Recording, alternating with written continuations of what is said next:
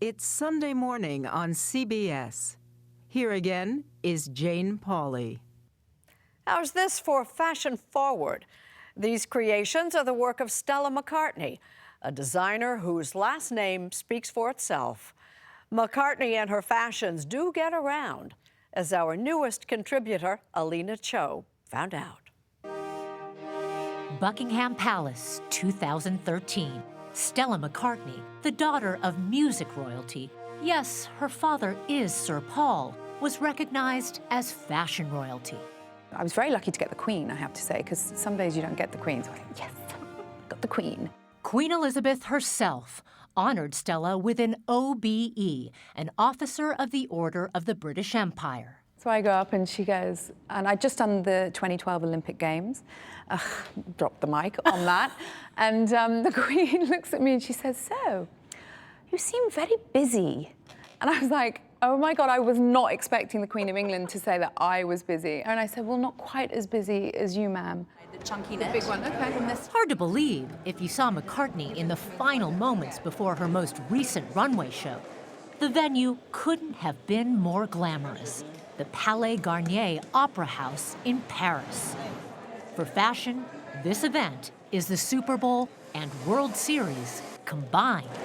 Still, amidst the chaos, Stella wanted her team to remember, all you need is love. My adrenaline's going. I can't imagine. You seem pretty zen. You know, I'm fine. I think it's Stella McCartney. We try not to take ourselves too seriously. But you know what, having said that, it's pretty stressful and pretty crazy. So don't believe anything I just said. On my bedroom wall, there's a list with International fashion critics were shoulder to shoulder with the world's most important retailers and Stella's celebrity friends. There's actress Salma Hayek Pinault and singer Kylie Minogue. That's Stella's husband, Alistair Willis, who's also in fashion. Oh, and Jerry and Jessica Seinfeld were in the crowd too, though the comedian wasn't there for the clothes. I like the walking, yeah, I like the walking. A little more than just walking, of course. This represents months and months of work for a show that lasted minutes. You watched the show from backstage, so how'd it go? I think you always think you can do better. Right. It's never finished. A work ethic passed down from her parents. We're gonna go back a little bit. Is that where you play the long and Yeah, exactly. You plant that little seed in that moment. the long and winding road. Stella's mom, Linda Eastman, was an American photographer and musician. She and Paul, both vegetarian, raised their family in London and on an organic farm in the English countryside. You love a horse. I love a horse. She was also raised on the road, where her parents toured, post Beatles, in the band Wings. There was stage outfits in the wardrobe, you know, my mum's thigh-high glittery boots, and then the other side was sort of Fair Isle knitwear from Scotland, or corduroy trousers or jeans, you know, from horse riding. This is exactly the example of the knitwear when I was young in Scotland. McCartney was also inspired by her father's classic tailored look and the unconventional life her parents led. At what point did you realize my parents are famous? I mean, I think I always knew it, but it was just the norm, you know? It was this kind of mad upbringing where one minute you're hanging out with Michael Jackson, and the next minute you're back on a horse in a field, or, you know, getting on a school bus. Sleeves a bit boring, and maybe you do want to take this. As a student at school, McCartney began to draw. I was sketching always. I was 12 when I made my first jacket.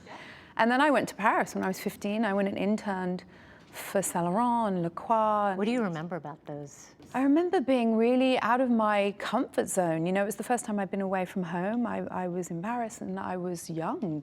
And ambitious. She studied design at one of the world's most prestigious fashion schools.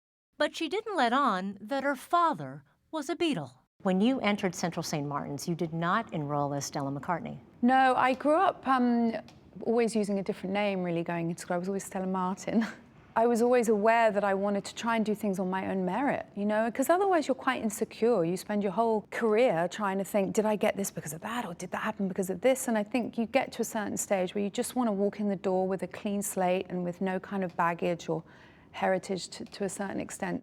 It wasn't always easy, especially at first. In 1997, at age 25, Stella was named creative director of the French fashion house Chloe. The industry was skeptical, to say the least.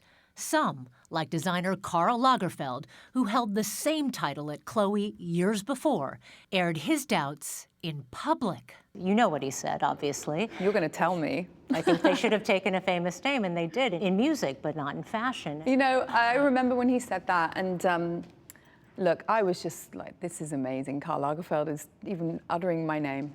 But I was very naive, and I think that that naivety served me really well, because I just designed, and I just thought, nobody's going to know, nobody will watch this, and let me just do what I would instinctively do.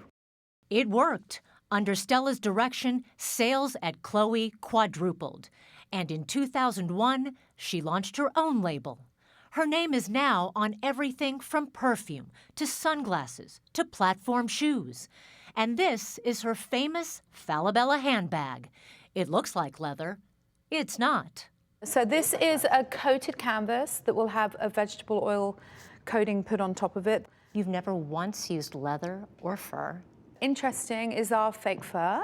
You know, I do look at my upbringing and think it enabled me to not have to compromise. Stella McCartney says fashion is one of the least environmentally friendly industries in the world. She wants to change that. There's a cheap price put on an animal's life in the fashion industry, so I'm here to suggest that maybe it is broken, it needs fixing. Wouldn't it be much easier to use leather or fur? Yes, it would. It would be much easier, and we'd probably be a much bigger company if we did so, but you know what? Life's too short, and I love the challenge.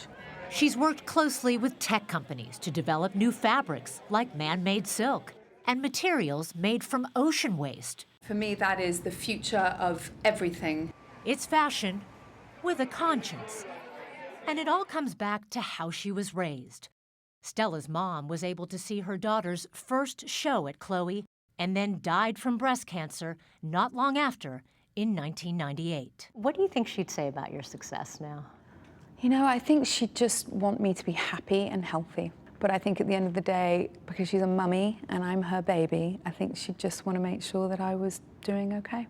And your dad seems to think it's really pretty great, doesn't he? Yeah, I think he's very proud. And I think ultimately, as a child, you only ever really want to make your parents proud, right? And I just want to make my kids proud and my husband and the people that I encounter.